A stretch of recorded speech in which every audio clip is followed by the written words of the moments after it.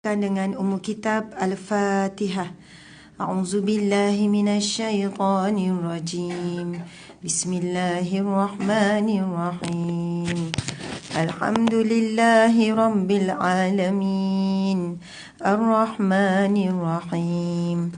Maliki yaumiddin. Iyyaka na'budu wa iyyaka nasta'in. اهدنا الصراط المستقيم صراط الذين أنعمت عليهم غير المغضوب عليهم ولا الضالين آمين آمين آمين يا رب العالمين. Alhamdulillahi Rabbil Alamin. Wassalatu wassalamu ala ashrafil anbiya'i wal mursalin wa ala alihi wa sahbihi ajma'in. Alhamdulillah, hari Jumat yang barakah, ditambah lagi keberkatan dengan 1 Rejab 1440 Hijrah. Subhanallah, Alhamdulillah. Syukur pada Allah, pada saat ini kita masih bernafas, kita masih lagi bernyawa, kita masih lagi diberikan oleh Allah segala peluang. Peluang nak bertaubat, peluang untuk berubah, peluang untuk membuat kebaikan-kebaikan kepada manusia, membuat ibadah-ibadah kepada Allah Subhanahu wa taala. Allahu akbar, alhamdulillah. Ada manusia yang Allah berikan dia jalan-jalan kebaikan, tapi dia tak mampu nak ikut, ataupun dia tidak mahu untuk ikut.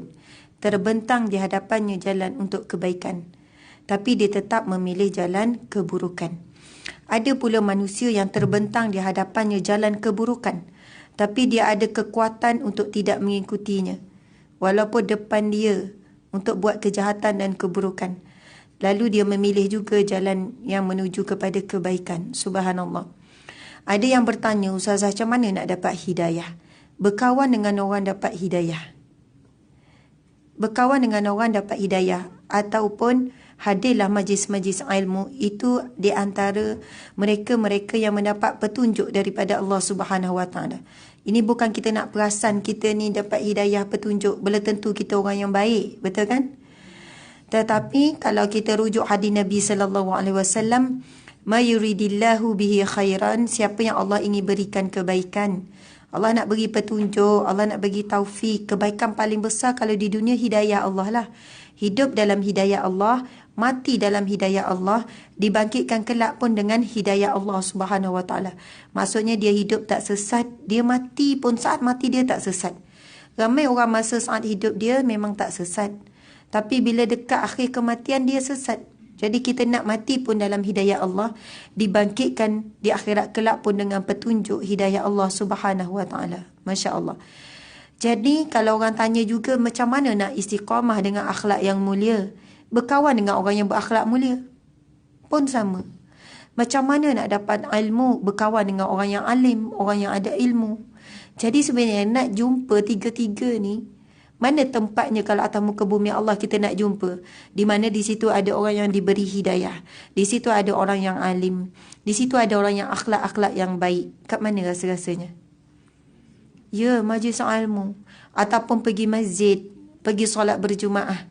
Kalau kita cari di shopping kompleks susah sikit, mungkin ada. Kita nak cari dekat pejabat pun, kat ruang pejabat kita pun ada, tapi susah.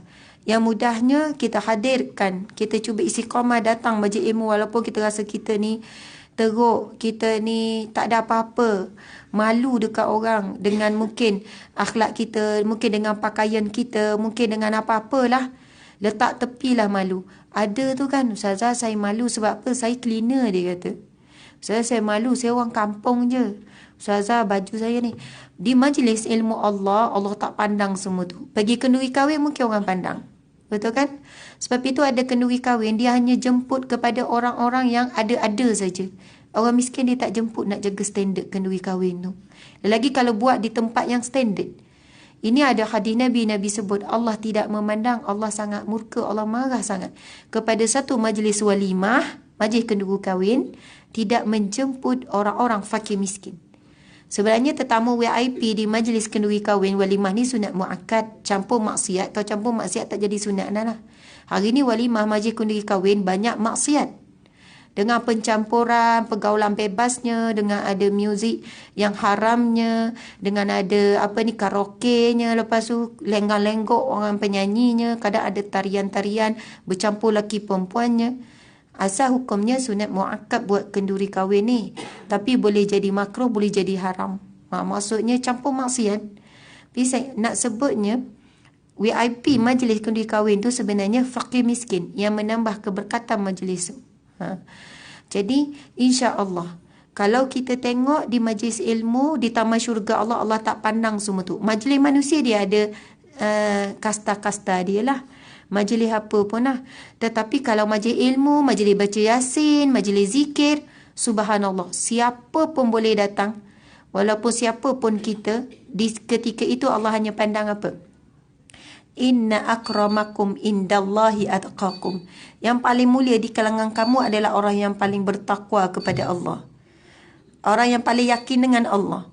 Orang yang paling redha dengan Allah, subhanallah, dan sebagainya. Jadi sekejap ya. Tak apa, simpan dulu.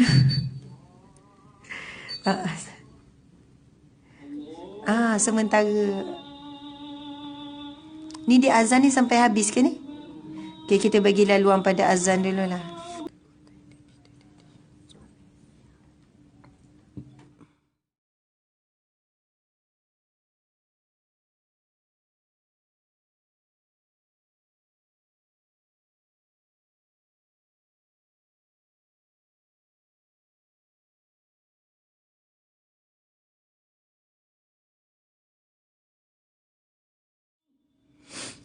La ilaha illallah Allahumma tidak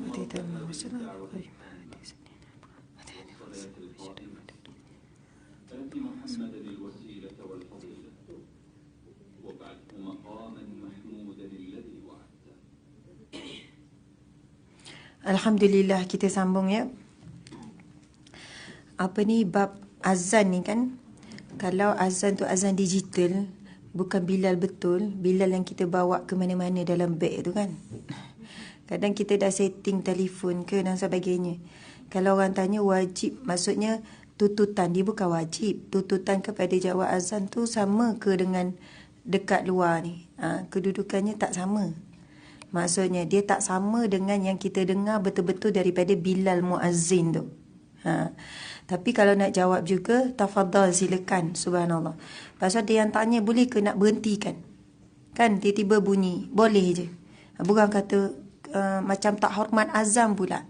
Kan kita dalam majlis berbunyi telefon kita, boleh je matikan terus. Bukan kata tak hormat kepada azan tu, tak. Sebab dia berbeza kedudukannya yang ria dengan yang digital. Tu kan digital ni pun sama, digital juga. Tapi sebab dia kuat, kita pun bagi laluan lah. Semangat dia azan kan. Okey, subhanallah, alhamdulillah. Jadi kita akan sambung pengajian kita pada hadis yang keberapa? Dah mula belum baca hadisnya? Oh belum, sebab kita ambil tajuk lain hari tu kan. Tak buka lagi. Okey, hari ni kita buka. Okey, kita gunakan kitab Penawar Hati, iaitu 40 hadis penawar hati. Jadi hari ni kita mulakan dengan hadis yang pertama. Biasanya saya baca juga mukadimah. Penulis ni kadang-kadang dia dah siap buat buku, mukadimah tu last sekali. Maksudnya susah nak buat mukadimah tu. Kita pula tak baca kan. Jadi insya-Allah baca masing-masing ya. Sebab pada mukadimah tu sendiri ada banyak dah ilmu yang dia tuliskan dan ada banyak dah hadis yang dibawa bersama. Tapi hari ni kita terus mula kepada hadis yang pertama. Boleh ya? Okey. Hadis yang pertama tajuknya adalah 4 pertanyaan yang mesti dijawab. Tak boleh lagi. Kalau dekat dunia ni boleh lagi orang tanya umur berapa? Rahsia. Berat badan berapa? Rahsia. Itu lagi rahsia. Betul kan? Banyak soalan kita tak jawab tak apa. Tapi soalan ini wajib dijawab. Mahu tak mahu memang kena jawab. Kita baca sama-sama ya. Ambil barakah baca hadis Nabi SAW. Bismillahirrahmanirrahim. Kuat sikit, semangat sikit. Macam ni je, ramai puasa kot ni kan. An Abi Barzah Nadlah bin Ubaid al-Aslami radhiyallahu anhu qala qala Rasulullah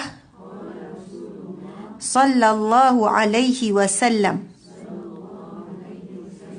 la tazulu qadama 'abdin yaumal qiyamah hatta yus'ala an umrihi fima afnahu wa an ilmihi fima amila fihi wa an malihi min aina iktasabahu wa fima anfaqahu wa an jismihi fima ablahu. Sadaqa Rasulullah sallallahu alaihi wasallam. Kalau baca firman Allah, kita baca sadaqallahul azim. Baca hadis Nabi, sadaqa Rasulullah sallallahu alaihi wasallam. Kita jarang baca hadis Nabi. Betul kan? Kita baca Al-Quran. Hadis Nabi juga sunat kita baca, kita lafaz baca matan dia. Ia juga adalah wahyu daripada Allah Subhanahu wa taala. Alhamdulillah. Riwayat Tirmizi. Hadis ini hadis hasan dan sahih. Yang bermaksud daripada Abu Barzah Nadlah bin Ubaid al-Aslami radhiyallahu anhu berkata, telah bersabda Rasulullah sallallahu alaihi wasallam, belum berganjak lagi kedua kaki seorang hamba di hadapan Allah Ta'ala pada hari kiamat nanti. Takkan berganjak kaki kita. Sama ada nak menuju ke neraka, na'udzubillah min zalik. Mudah-mudahan kaki kita akan menuju ke syurga Allah. Amin ya rabbal alamin. Sehingga terlebih dahulu ia akan ditanya tentang umurnya, untuk apa dihabiskannya. Dan akan ditanya tentang ilmunya, untuk apa ia melakukannya. Dan akan ditanya tentang hartanya, dari mana ia memperolehinya dan untuk apa dibelanjakannya. Dan akan ditanya tentang tubuh badannya, untuk apa digunakannya. 4 soalan ni. Pertama pasal apa? Tentang umur. Yang kedua tentang ilmu. Yang ketiga tentang harta. Dan yang keempat, tubuh badan kita ni kita gunakan untuk apa? Bila sebut pasal tentang umur, maksudnya setiap saat yang berdetik tu kita akan dihisap. Sebab itu kita kena kurangkan untuk hisap orang lain. Kadang orang perempuan duk hisap suami. Bang, awak tu macam mana? Duduk hisap suami maksudnya perangai awak, tanggungjawab awak, sekian-sekian gini-gini. Balik ceramah duk hisap orang lain. Sepatutnya bila kita hadir majlis ilmu, yang paling ketara adalah kita menghisap diri sendiri. Hadis Nabi sallallahu alaihi wasallam, hasibu anfusakum qabla an tuhasibu. Hisap diri kamu sebelum nanti kamu akan dihisap. Sebab itu orang yang banyak menghisap dirinya di dunia akan ringan hisapnya di akhirat. Barang siapa yang malas menghisap muhasabah diri dia di dunia, beratlah hisapnya di akhirat kelak. Lagi berat orang tu suka menghisap orang lain. Tengok orang tu 10 orang dia jumpa, semua dia nak ulas belaka. Dia ni gini-gini, baca Facebook, lepas sorang-sorang, macam ni dia ni, oh ni. Tengok pula politik, dia ni macam ni, macam ni.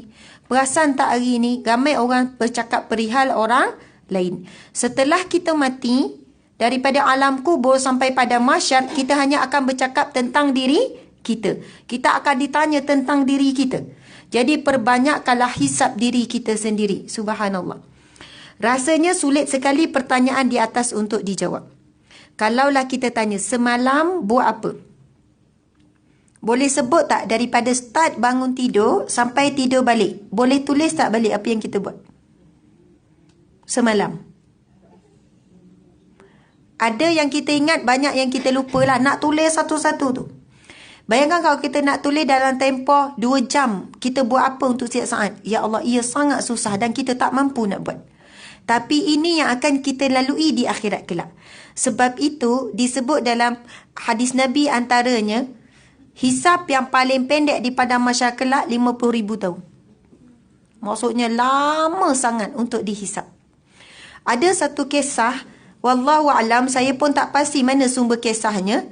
Maksudnya kalau kisah ini tidak benar, bukan daripada riwayat yang sahih dan sebagainya, ia hanyalah kisah tauladan sahaja. Maksudnya diceritakan juga daripada seorang guru, daripada seorang penceramah. Saya dengar daripada ceramah tu, saya pun tak ingat nama ustaz tu. Dia cerita ada satu kisah seorang lelaki sangat miskin dan tempang. Dia ada tongkat. Kemudian orang kaya kat kampung tu, bila dah tenat, orang kaya lah ni, dia kata, sekiranya siapa yang sanggup tidur dengan aku, bukan tidur, duduk sebelah kuburku. Dia dah mati besok, duduk sebelah kubur, maka dia layak untuk mewarisi hartaku. Dia sebut macam tu lah. Lepas tu orang miskin ni lah dia sanggup. Dia kata aku sanggup. Lalu selepas mati tu, dalam tempoh 40 hari. Setelah mati tu, tepi kubur tu digali juga kubur dia. Tapi dibuatlah lubang untuk bernafas, lubang untuk isi dia hantar makanan, tapi dia tak boleh bergerak, tak boleh keluar. 40 hari 40 hari kena duduk sebelah tu. Esok lepas kita mati, suami saya macam mana sanggup tak duduk sebelah kubur kita? Dia mungkin boleh tunggu 1 jam saja. Lagi-lagi tanam sebelum Zuhur contohnya kan. Dah lapar, dah panas, baliklah. Anak kita pun sama. Takkan siapa pun sanggup duduk teman kita dekat kubur. Lepas tu diceritakan dalam tempoh tersebut, dia juga dihisap juga. Ada malaikat datang bertanya juga. Tetapi dia dihisap tentang apa? Dia kan miskin, tentang tongkat dia. Selama 40 hari 40 malam tu, tak habis-habis dihisap pasal tongkat je. Tongkat beli daripada mana, sumber rezeki daripada mana, selama 10 tahun contohnya dia guna tongkat, tongkat tu bawa dia ke mana, apa yang dia buat daripada tongkat tersebut. Pasal tongkat tak habis-habis 40 hari 40 malam. Kemudian bila dia dah dikeluarkan, lepas tu orang pun kata, kamu dah layak dah dapat harta si kaya. Dia kata, aku takkan ambil 1 sen pun. Pasal tongkat saja 40 hari 40 malam tak habis dihisap. Aku takut sangat, baik sekiranya harta aku banyak, tak tahu berapa lama akan dihisap. Cuba bayangkan rumah kita. Bayangkan dapur kita. Bayangkan kabinet kita. Bayangkan Tupperware kita. Maksudnya lah, berapa lama nak dihisap tu? Galfu kita, sudu kita, ada yang tak guna-guna pun beli mahal-mahal. Tinggal mangkuk kita. Bayangkan pula masuk bilik, almari kita, banyak mana baju yang lawa-lawa tapi dah tak muat. Harap kuruh esok nak pakai balik. Betul tak? Tahu-tahu dah mati, jadi membazir. Orang lain akan dapat baju tu. Tapi kita akan dihisap daripada mana harta yang kita beli, duit apa yang kita guna, kita dah pakai untuk apa. Kalau pakaian tu pakaian yang baik, terus kita dicatat pahala, iaitu pakaian menutup aurat. Tapi kalau kita ada memakai dan simpan pakaian yang ketat, yang mendedahkan aurat, agak-agak jawapannya apa tu kan? Subhanallah, Allahu Akbar. Jadi nak sebutnya, pasal hisapnya adalah, sebab itu disebut hari akhirat kelak, antara namanya Yaumul Hisab, hari untuk dihisap. Dunia ini adalah waktunya kita beramal tanpa dihisap. Buat je. Kalaulah sebelum tidur datang malaikat roket atid sebelum tidur, hari ni apa yang kamu buat kebaikan nenek-nenek 10% je. Yang lain tu semua benda lara contoh. Mungkin esok itu jadi lebih baik. Betul kan? Sebab apa? Malam ada malaikat datang hisap kita. Tapi tak. Seumur hidup kita, kita tak pernah akan dihisap. Sampai kita mati. Sebab itu hidup di dunia ni adalah hidup waktunya beramal tanpa dihisap. Tapi setelah kita mati, waktunya dihisap tanpa beramal. Dan ramai mana semua penghuni kubur meminta-minta, meraung-raung dengan Allah untuk dipulangkan, ya Allah, walaupun sekadar 5 minit ke atas dunia untuk buat kebaikan. Tapi ketika itu, satu detik pun Allah takkan izinkan kita pulang ke dunia. Subhanallah. 5 minit kita boleh buat apa ya kalau Allah bagi kita peluang 5 minit? Banyak tak benda boleh buat 5 minit? Banyak 5 minit. Jangan pelekehkan 5 minit. 5 minit tu kita boleh hantar mesej, update Facebook. Kan? Saya mohon maaf dengan semua orang dan saya maafkan semua orang. Saya halal semua hutang saya. Bukan hutang saya, minta maaf. Saya halalkan semua hutang orang pada saya. Sebab baru sedar ni, tinggal 5 minit lagi masa nak mati ni, baru sedar betapa besarnya pahala menghalalkan hutang orang yang tak mampu nak bayar. Dia bukan setakat pahala sedekah. Sedekah tu berkali ganda.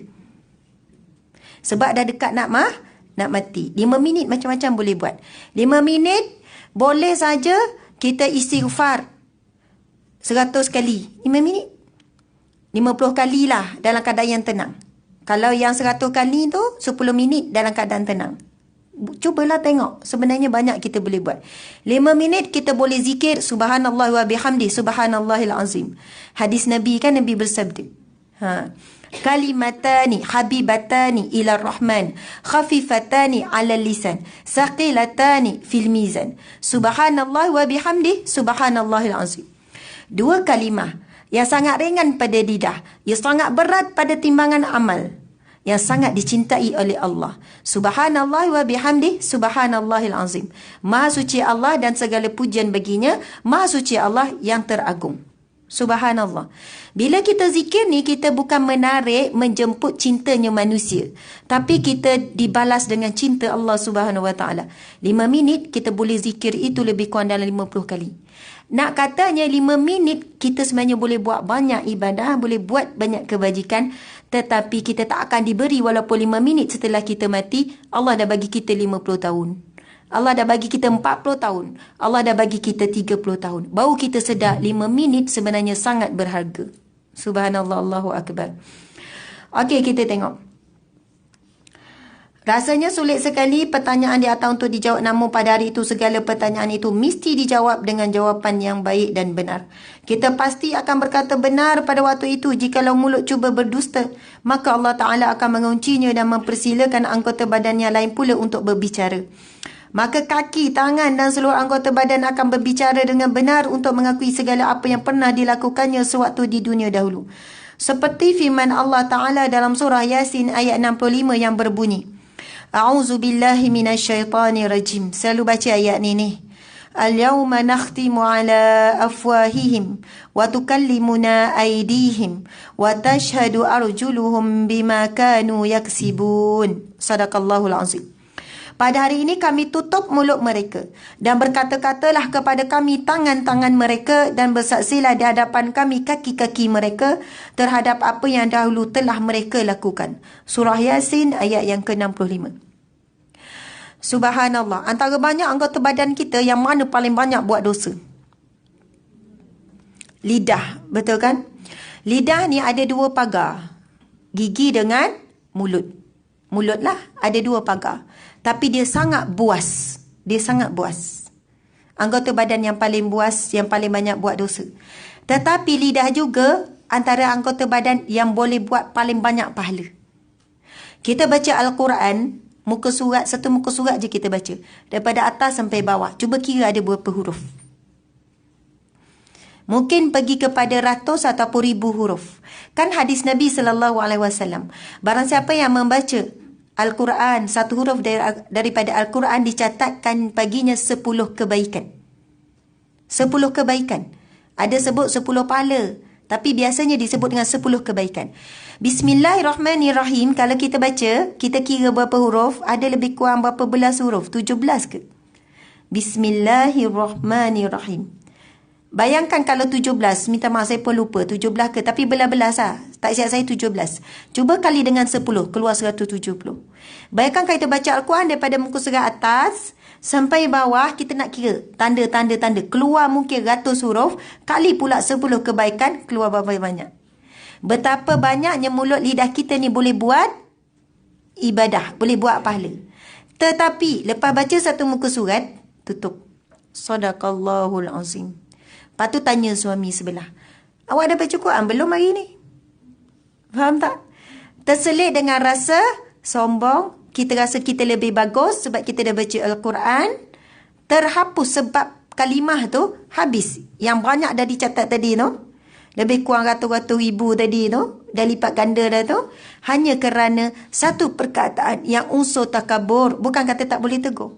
Faham ya? Nak kata betapa mudahnya lidah nak buat pahala, dan betapa mudahnya lidah nak merosakkan pahala yang kita buat. Subhanallah. Jadi pada hari tersebut lidah akan al-yawma nakhtimu ala afwahihim, akan ditutup. Mulut akan ditutup, yang lain akan bercakap. Sebenarnya ada satu hadis Nabi SAW, berpagi-pagi seluruh anggota badan mengadu perihal mulut kepada Allah.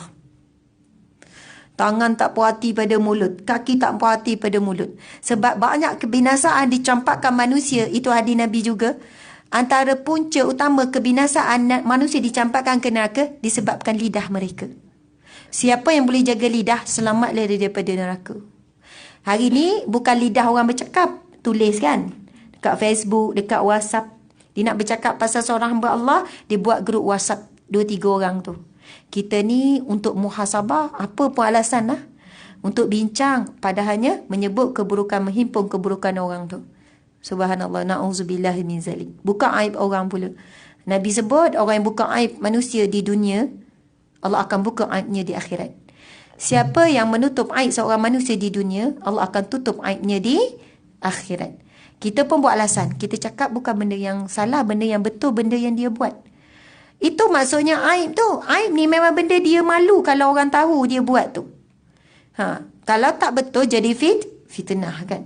Masya Allah. Okey, kita tengok. Maka sudahkah kita bermuhasabah? Sudahkah kita menghitung diri sebelum diperhitungkan di hadapan Allah Ta'ala kelak?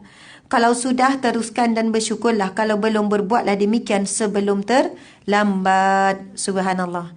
Selesai hadis yang pertama, kita nak baca hadis yang kedua. Boleh tak semua ni? Boleh, insyaAllah. Subhanallah. 1 jam saja kan?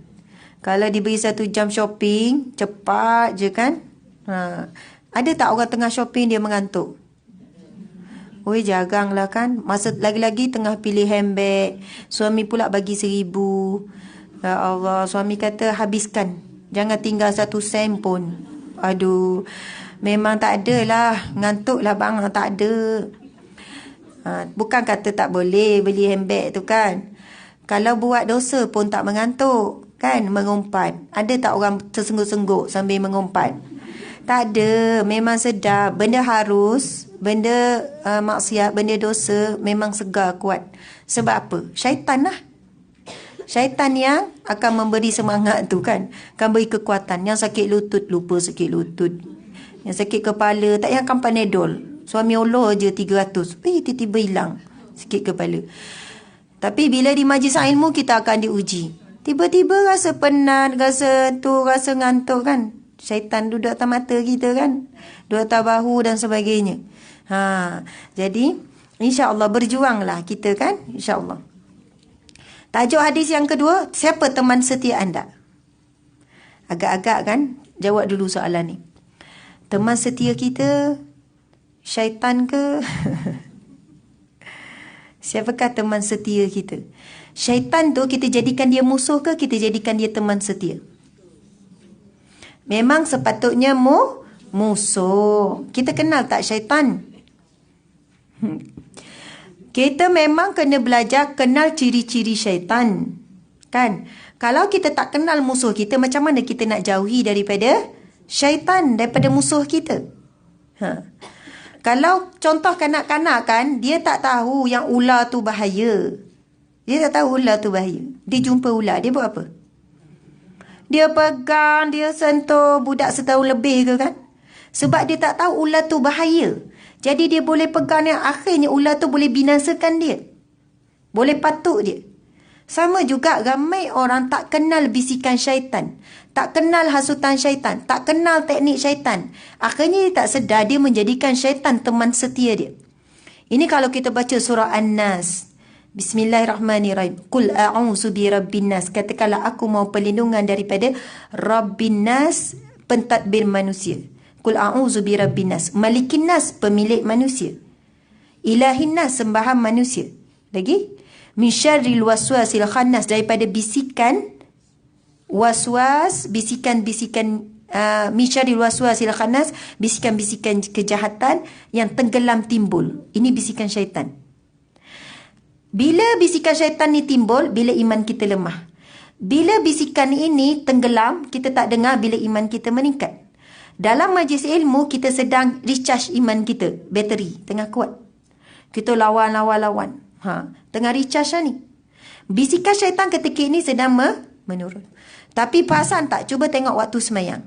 Agak-agak tengah semayang, banyak dengan bisikan syaitan ke? Ataupun kita boleh khusyuk fokus pada semayang?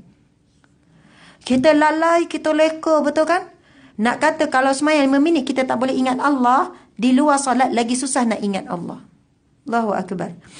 Sebab itu kan antara contoh cara syaitan, dia bukan suruh kita ni jangan buat, dia cuma suruh tangguh saja. Itu tipu daya syaitan. Pagi tadi lepas subuh ada niat nak baca surah Al-Kahfi kan? Tak apalah, nantilah dekat ofis solat duha baca Al-Kahfi. Sampai waktu duha tak jadi. Adalah benda lain. Nak minum ke, tiba-tiba kawan ajak gosip ke. Tak apalah, nanti Zuhur terus baca Al-Kahfi. Pergi awal sikit baca Al-Kahfi. Sampai tak baca juga. Tak apalah, nanti Asar. Akhirnya tak baca langsung. Sebab itu kaedah nak lawan, dia bukan suruh kata jangan, tak. Tangguh. Akhirnya tak buat. Kaedahnya masa subuh tadi tu dan niat nak baca Al-Kahfi, terus ambil Al-Quran baca walaupun dapat 1 muka surat. Jangan tangguh langsung. Walaupun dapat 1/2 muka surat. Lepas tu niat pula waktu duha. Ambil. Walaupun hari tu akhirnya dapat 2 muka surat saja. Tak sampai habis ayat surah Al-Kahfi 110. Tak habis 110 ayat surah Al-Kahfi, tak habis. Tak apa, kurang-kurangnya kita dah melawan bisikan syaitan. Berjaya sikit berbanding minggu lepas tak baca langsung.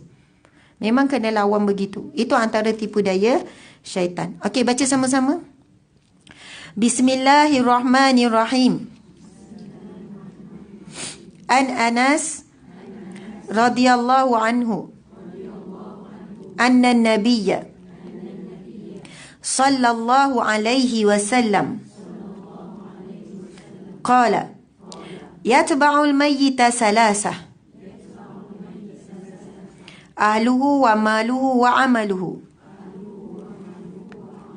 fayarji'u isnani wa yabqa wahidun yarji'u ahluhu wa maluhu wa yabqa amaluhu. Muttafaqun alaih. Biasa jumpa muttafaqun alaih tu kan, itu riwayat Bukhari dan Muslim. Dua imam besar dalam imam muhaddisin. Maksudnya ahli hadis yang sangat besar. Sadaqa Rasulullah sallallahu alaihi wasallam. Daripada Anas bin Malik radhiyallahu anhu, Rasulullah sallallahu alaihi wasallam bersabda, ada 3 macam yang akan menghantar jenazah ke perkuburan. Esok kita mati, ada 3 perkara akan hantar kita, iaitu keluarganya, hartanya dan amalnya. 2 di antaranya akan kembali, akan tinggalkan kita, dan yang satu lagi akan tetap tinggal menyertainya. Keluarga dan harta akan kembali, sedangkan amal akan tetap setia bersamanya. Yang tetap setia tak akan tinggalkan kita adalah amal soleh kita. Hari ni pun yang tak tinggalkan kita amal soleh kita. Mudah-mudahan kerana amal soleh kita lah Allah masih lagi bagi kita rizki. Sebab kita ada buat amal soleh lah Allah lindungi kita daripada segala keburukan, kejahatan dan niat buruk orang-orang yang jahat. Maksudnya amal soleh tak akan pernah tinggalkan kita. Suami kadang-kadang dia tinggal. Anak, isteri, sahabat-sahabat, ibu bapa takkan duduk bersama dengan kita setiap saat. Tapi amal soleh sentiasa akan menjadi cahaya kepada kita. Keterangan, inilah kesudahan bagi persahabatan kita kepada ketiga-tiga golongan ini. Isteri yang kita cinta, suami yang kita cinta, anak-anak yang kita sayang, kaum keluarga. Mereka hanya dapat menghantarkan kita sampai ke tanah kubur dan hanya dapat mengucap selamat tinggal dan ketika melihat badan kita terbujur sejuk di liang kubur. Tiada seorang pun yang bersedia untuk menjadi teman kita di kesunyian kubur. Mereka akan balik setelah menimuni tanah ke atas liang kubur kita. Begitu pula harta yang kita kumpulkan dengan membanting tulang dan memeras keringat. Bahkan terkadang dengan mempertaruhkan nyawa. Semuanya akan kita tinggalkan untuk ahli waris. Mereka lah yang mempusakai dan yang menikmatinya. Sedangkan kita akan ditanya daripada mana harta itu diperoleh dan ke mana kita membelanjakannya. Orang yang pintar adalah orang yang mempunyai rancangan bagi wawasan akhiratnya dan bersedia menghadapi kematian sebelum tiba saatnya. Tetapi orang yang terpedaya ialah orang yang banyak berangan-angan, sibuk mengejar dunia dan menimbun harta. Maka apabila datang saat kematian, barulah ia menyedari diri dan barulah hendak berazam untuk berbuat kebaikan. Namun pada waktu itu sudah tidak berguna lagi penyesalan. Oleh kerana itu perbanyaklah berbuat kebajikan. Tingkatkanlah ketakwaan. Buatlah bekal akhirat sedaya upaya yang ada. Rajin bersedekah dan sering menyumbang untuk membuat bekal bagi perjalanan negeri akhirat yang sangat jauh itu. Laju je baca tu kan. Subhanallah. Ni kan buku ni, Masya Allah. Kat rumah, kita buatlah seminggu sekali. Kumpul anak, kalau ada anak kat rumah ada. Dengan suami pun boleh. Bang, jom bang kita baca satu hadis. Lepas tu kita tak reti, ada keterangan kat bawah tu, sama-sama baca. Maksudnya, sekarang kita hadir ke Taman Syurga Allah. Majlis ilmu kan Taman Syurga Allah. Ini hadis Nabi. Bukannya ulama' ke kata, ini hadis Nabi. Yang selalu dah dibacakan. Tapi lagilah subhanallah kalau kita buat taman syurga di rumah kita sendiri. Yang penting ada dua orang, tak boleh seorang-seorang. Kejap kita baca faham, kejap kita jawab faham. Dia sekurang-kurangnya majlis, masuk majlis, asal perkataan jalasah dia kena duduk bersama. Ada dua orang je, dah jadi dah. Ada seorang-seorangnya guru ataupun yang menyampaikan, ada yang dengar. Hari ni awak saya dengar. Esok saya pula awak dengar. Lepas tu baca keterangan. Lepas tu saling bermuhasabah. Start daripada mula dengan Al-Fatihah. Sudah dengan tasbih kafarah dan surah wal as. Jadi rasmilah sikit. Ini mainlah baca. Tak ada Al-Fatihah. Al-Fatihah tu kan doa. Al-Fatihah tu pembukaan. Buka dulu dengan Al-Fatihah. Subhanallah, kita je tak nampak. Bila kita buat taman syurga di rumah kita, berbondong-bondong malaikat rahmat itu turun dalam rumah kita. Bawa rahmat Allah. Keluar penyakit-penyakit.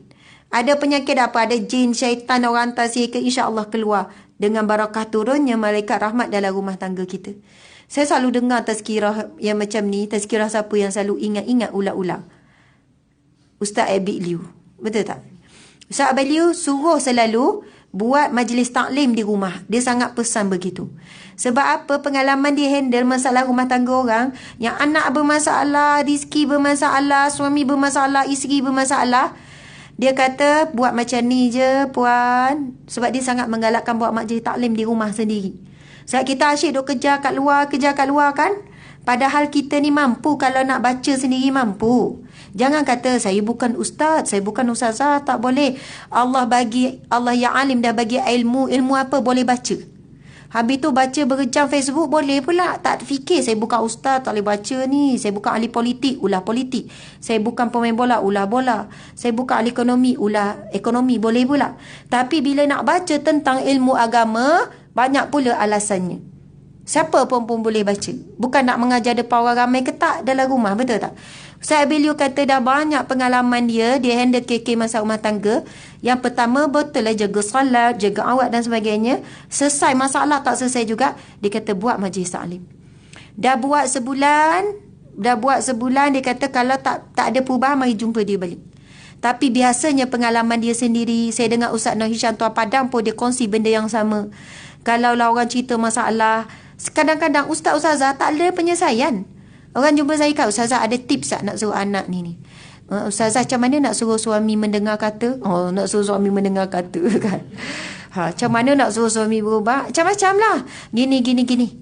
Kadang kita bagilah 10 tips. Saya dah buat semua 10 tips tu, kenapa tak jadi? Rupanya yang menghalang kebaikan tu adalah rumah tu hilang barakah. Dia penuhi dengan jin syaitan, rumah tu jadi panas, tak jadi sejuk. Jadi pengalaman dia dan pengalaman saya sendiri pun dengan klien, kata buat majlis taklim. Sebulan lagi tengok kesan dia. Dan buat berapa sekali. Yang malas sangat sebulan sekali. Nauzubillah, janganlah malas sangat. Buatlah seminggu sekali, sekejap je, 15 minit pun jadi. Subhanallah, banyak kes kalau pengamal Ustaz Abid cerita, dia datang dengan Ustaz terima kasih. Anak-anak berubah perangai, suami berubah perangai, rizki Allah buka. Subhanallah. Allah yang Razak yang bagi rizki, Allah yang Malik yang memiliki segalanya, yang memberikan kita. Allahu Akbar. Okey. Jadi kita nak tengok, dah baca ni, dah habis kan?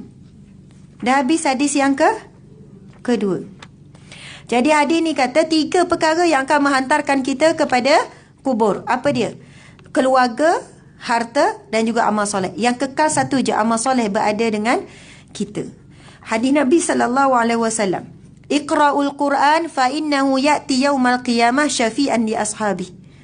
Bacalah Al-Quran, dia akan menjadi syafaat kepada pembacanya di hari kiamat kelak. Dan kita tahu di antara yang menjadi teman setia kita dalam kubur apa dia? Al-Quran. Al-Quran yang kita baca. Kita ada tak Al-Quran yang kita bawa ke mana-mana? Ada. Ke pejabat kita bawa, kau nak pergi berjalan kita bawa, kita letak atas dashboard. Kalau tertinggal, bang tertinggal Al-Quran saya, patah balik jap.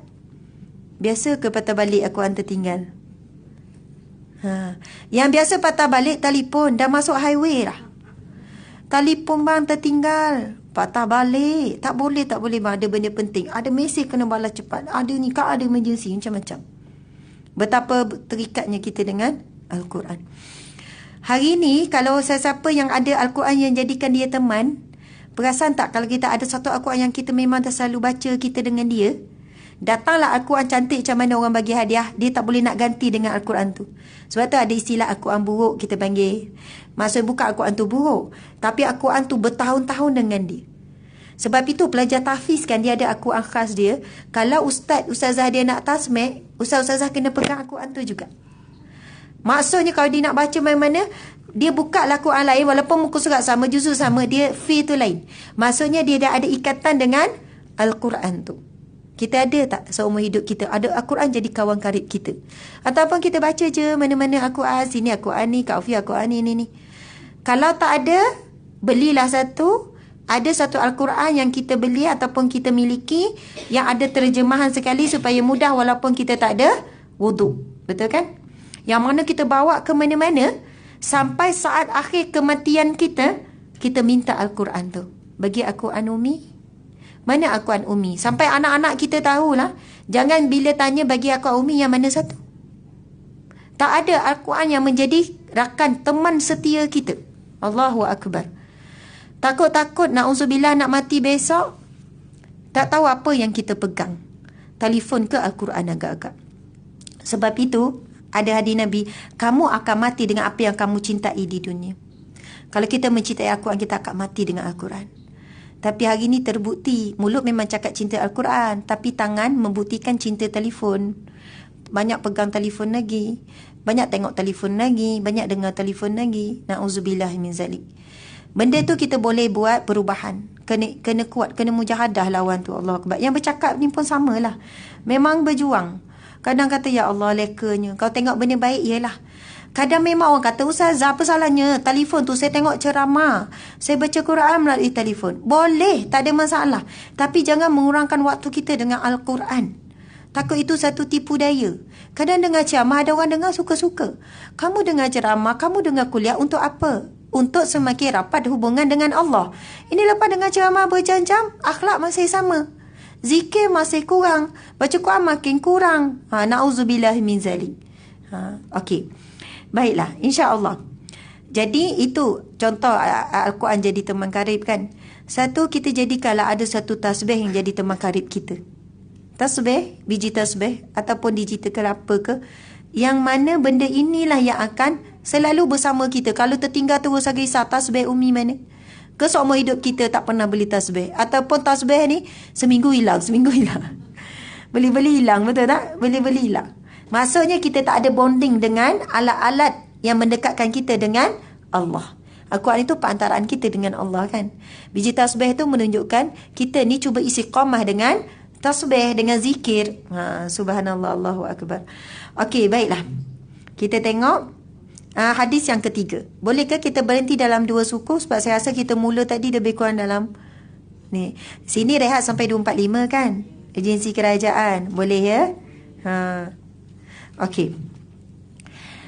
Saya baca seorang-seoranglah hadis ni. Bismillahirrahmanirrahim. Ani Nu'man bin Bashir radhiyallahu anhu maqala. Sami'tu Rasulullah sallallahu alaihi wasallam yaqul. Inna ahwana ahli an-nari azaban yawmal qiyamah la rajulun yudahu fi akhmasi qadamayhi jamratani yaghli minhuma dimaghuhu ma yara anna ahadan ashaddu minhu azaban wa innahu la ahwanuhum azaban. Sadaqa Rasulullah sallallahu alaihi wasallam. Hadis riwayat Bukhari dan Muslim. Daripada Nu'man bin Bashir radhiyallahu anhu berkata, aku mendengar Rasulullah sallallahu alaihi wasallam bersabda, sesungguhnya seringan-ringan siksaan penghuni neraka pada hari kiamat ialah seorang yang akan diletakkan di bawah tapak kakinya 2 buah bara api neraka sehingga mendidih dari sebab panas kedua bara api tersebut. otak yang ada di kepalanya. Dia menyangka bahawa tidak ada orang lain yang lebih dahsyat seksaan daripadanya, padahal dia adalah orang yang paling ringan seksaannya. Kita kalau baca benda yang macam ni, kita sebut apa? Na'udzubillahi min zalik. Terus doa tu. Jangan mengeleng je. Sebut terus doa, na'udzubillahi min zalik. Na'udzubillah, kami mohon perlindungan min zalik, daripada itu. Itu apa yang kita takut, yang kita baca ni. Kalau nak sebut a'udzubillahi min zalik, boleh juga. A'udzubillah, daku, aku, saya. Tapi sebut na'udzubillah, niatkan sekali. Anak, suami, isteri dan sebagainya. Niat kami terus. Keterangan, cuba kita bayangkan betapa dahsyat siksaan yang paling ringan di neraka. Iaitu diletakkan apa? Bara api, bukan api, bara api di telapak kaki, dan dia bukan dalam api pun. Lalu menggelegaklah otaknya. Na'udzubillah min zalik. Dan dia menyangkakan itulah seberat-berat siksaan. Sebab dah terseksa sangat, dah dahsyat sangat dah. Dan dia merasakan itulah siksaan paling berat di dalam neraka. Padahal ia paling ringan. Kalau hari ni ada bara api, kita pergi pijak, melecur tapak kaki je lah. Dia tak akan pergi kepada pinggang pun dia tak sampai. Ini menggelegak otak. Na'udzubillah min zalik. Allahu Akbar. Kita kan kalau baca benda ni kan, orang-orang yang baca tentang azab api neraka, tentang syurga, terbagi kepada beberapa golongan lah. Ada yang bila baca, meningkat keimanan dia. Maksud tu rasa takut nak buat maksiat. Ada yang baca tak rasa apa-apa. Dengar pasal azab, tak rasa apa-apa. Sebab apa? Bimbang hatinya terbiasa dengan maksiat. Hati tu dah hilang diri rasa dengan maksiat. Bila dia baca azab, dia tak rasa apa-apa. Kalau sahabat Nabi, bila baca ayat Al-Quran, bahagian azab, menangis, pengsan. Kita pernah tak menangis, pengsan? Menangis mungkin, tapi tak adalah pengsan. Kan? Tak adalah pengsan, dahsyat. Maksudnya iman kita ni tak tahulah, memang sangat rendah. Maksudnya iman mereka sangat tinggi, keyakinan mereka sangat tinggi. Dan kenapa mereka boleh sampai pengsan? Sebab mereka membayangkan mereka yang berada dalam neraka. Kita bila baca ayat Al-Quran tentang neraka, kita tak bayang kita bayang orang lain. Bila baca tentang syurga, kita bayang kita senyum. InsyaAllah syurga. Betul kan? Sahabat Nabi lain, bila cakap pasal syurga, dia orang tak pernah letakkan mereka di syurga. Mereka ni takutnya mereka tak ada di syurga. Bila baca pasal neraka, mereka membayangkan, ya Allah, sebab tu sampai pengsan, sebab ketakutan. Iman tu sangat tinggi. Bila dengar je, terus yakin benda ni betul-betul berlaku. Subhanallah. Dengan bahan kedua bara api yang diletakkan di bawah tapak kaki, sudah boleh mendidihkan otak yang ada di atas kepala. Maka betapa pula kalau siksaan yang lebih berat lagi, rasanya tidak ada seorang pun yang mampu untuk berdiri di atas bara api yang panasnya boleh mendidihkan otak yang ada di kepala. Kita sudah pasti akan menjerit kepanasan dan kita tidak akan mampu menahannya walau hanya dalam masa sehari atau seminggu saja. Cuba bayangkan betapa pedihnya siksaan yang berterusan dari saat ke saat. Hanya bertambah panas di samping tekanan jiwa dengan putus harapan daripada selamat. Walaupun setelah jutaan tahun yang akan datang. Masya Allah. Kita kan kalau sakit, doktor kata, puan sakit ni sekejap je. Puan bertahan ya, kita nak injek. Memang sakit injek ni, tapi sekejap je. Lepas dah selesai, puan akan sehat. Kita kata sangguplah, doktor buatlah apa saja, yang penting saya sehat. Buat prosedur tu, buat prosedur ni sebab ada harapan untuk sehat. Betul kan? Kita sanggup menempuh sakit tu. Puan, kita kena operation, buang ketumbuhan ni, memang puan akan sakit. Selepas operation nanti 2 minggu mungkin tak boleh tidur. Sebab apa kesan daripada ni bila ubat bius ni. Tak apa doktor, saya sanggup untuk menahan sakit tu. Sebab apa? Nanti ada harapan sembuh. Tak apalah 2 minggu sakit. Tapi cuba bayangkan kalau doktor kata, puan tak ada ubat, tak boleh nak buat apa-apa, puan akan sakit sampai mati, malah bertambah-tambah. Agak-agak macam mana? Rasa dengan doktor-doktor tu sekali. Maaf puan, kita tak boleh buat apa-apa. Kita tak boleh nak obat tahan sakit pun tak boleh mengurangkan sakit. Maksudnya apa nama? Operation pun tak boleh buat. Hanya mati je boleh menghilangkan sakit. Dan puan akan bertambah-tambah sakit sampai saat akhir.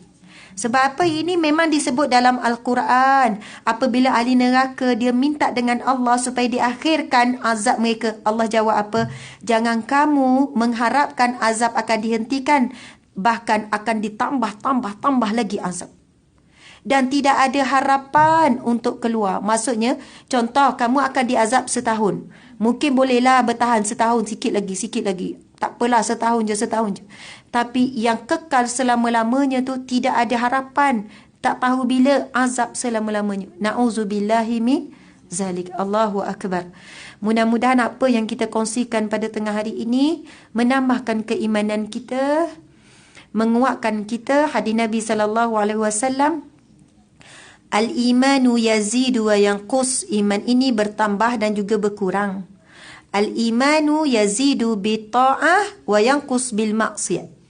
Kalau orang selalu tanya macam mana nak kuatkan iman, nak naikkan iman, jawapannya ada dalam hadis tu. Iman ni maksud apa? Kepercayaan, keyakinan kepada Allah. Bila dia uji, yakin Allah bersama. Bila dia uji, yakin lepas ni ada jalan penyelesaian. Yakin, jadi hidup dia tenang sebab dia sangat yakin dengan Allah. Orang yang rasa gelisah, tak tentu arah sebab dia tak yakin. Dia rasa dia yang tentukan hidup dia. Nabi sebut tadi, iman bertambah dan berkurang. Iman ini bila dia bertambah? Bila buat ketaatan. Bila dia berkurang? Bila buat maksiat. Subhanallah. Kadang malam tak mampu nak bangun malam, mungkin sebab siang tu banyak buat maksiat. Itu antara tanda-tanda. Kenapa kita tak mampu nak baca Quran yang banyak? Sebab kita masih bergelumang dengan maksiat. Jadi iman itu akan bertambah bila kita buat ketaatan. Ketaatan ni mesti kena paksa. Mesti kena mujahadah. InsyaAllah. Subhanallah. Saya mohon maaf salah dan silap. Terima kasih kepada semua para jemaah sekalian. Mudah-mudahan satu Rejab ni amalkanlah doa apa? Sama-sama berdoa ya. Bismillahirrahmanirrahim. Allahumma barik lana fi Rejab wa Sya'ban wa ballighna Ramadan. Ya Allah, berkatilah kami di bulan Rejab dan Sya'ban, dan sampaikanlah kami hingga bertemu ke bulan Ramadan. Amin ya rabbal alamin. Wabillahi taufiq wal hidayah. Assalamualaikum warahmatullahi wabarakatuh. Kita tangguhkan dengan tasbih kafarah dan surah Wal-Asr. Bismillahirrahmanirrahim. Subhanakallahumma wa bihamdika asyhadu an la ilaha illa anta astaghfiruka wa atubu ilaih. Bismillahirrahmanirrahim. Wal-Asr. Innal insana lafi khusr illa allazina amanu wa amilus salihat wa tawasaw bil haqqi wa tawasaw bis sabr. Sadaqallahul azim.